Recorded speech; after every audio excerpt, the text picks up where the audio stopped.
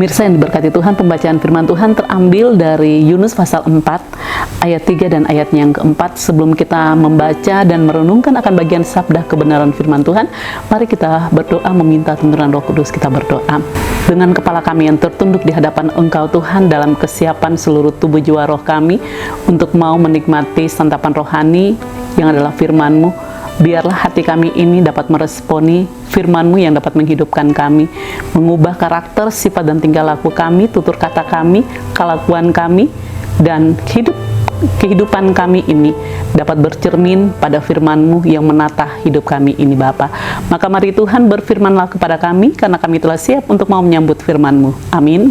Pembacaan firman Tuhan terambil dari kitab Yunus pasal 4 ayat 3 dan ayatnya yang keempat mengatakan kepada kita, "Jadi sekarang ya Tuhan, cabutlah kiranya nyawaku, karena lebih baik aku mati daripada hidup." Tetapi firman Tuhan, layakkah Engkau marah?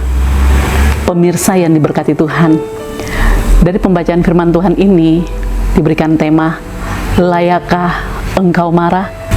Setiap manusia yang Allah izinkan mengarungi hidup di tengah-tengah bumi ini selalu akan menghadapi banyak tantangan, cobaan, persoalan yang datang silih berganti. Apalagi kalau persoalan hidup belum diselesaikan, datang lagi persoalan lagi di dalam kehidupan kita dan menjadi suatu pergumulan yang belum mendapati satu jawaban yang pasti.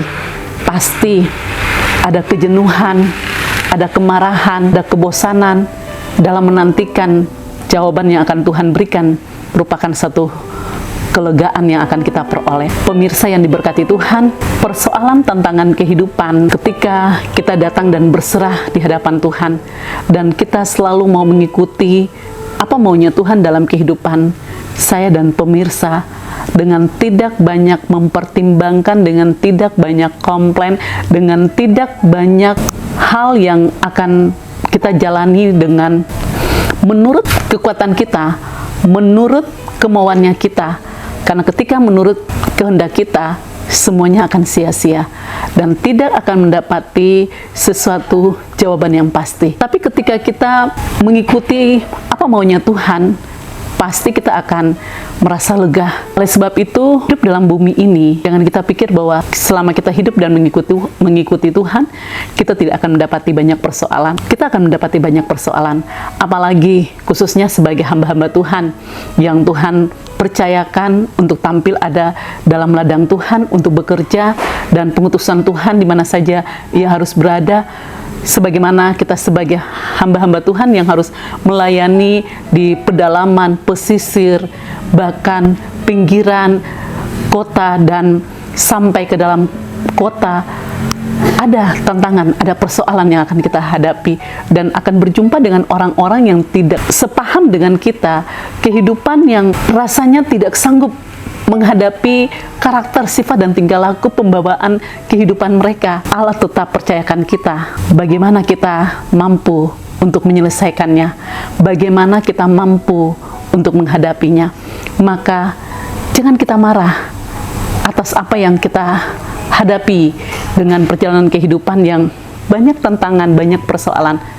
Tetapi marilah kita punya kepercayaan di hadapan Tuhan. Kita lihat seperti Yunus sangat kecewa.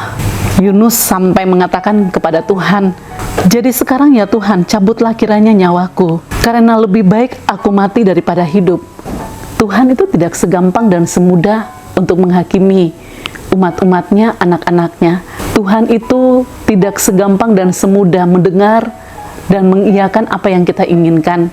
Setiap persoalan yang kita hadapi, kita harus kembali mengoreksi kepribadian kita. Kalau ada salah yang kita lakukan, mintalah ampun di hadapan Tuhan, supaya jangan itu menjadi tembok pemisah kita dengan Tuhan, jangan itu menjadi penghalang dalam perjalanan untuk merasakan damai sejahtera yang berasal dari Tuhan dalam kehidupan kita. Walaupun dosamu merah seperti kermisi, Ia sanggup dan mampu untuk menyucikan, melayakkan kita di hadapan Dia. Bahkan, jangan sampai kita menjadi anak-anak Tuhan, hamba-hamba Tuhan, hilang harapan, yang sudah tidak lagi percaya dengan sungguh kepada Tuhan. Tuhan mengatakan, layakkah Engkau marah? Sebagai anak-anak Tuhan tidak pantas untuk memarahi Tuhan, karena rancangan Tuhan adalah rancangan damai sejahtera.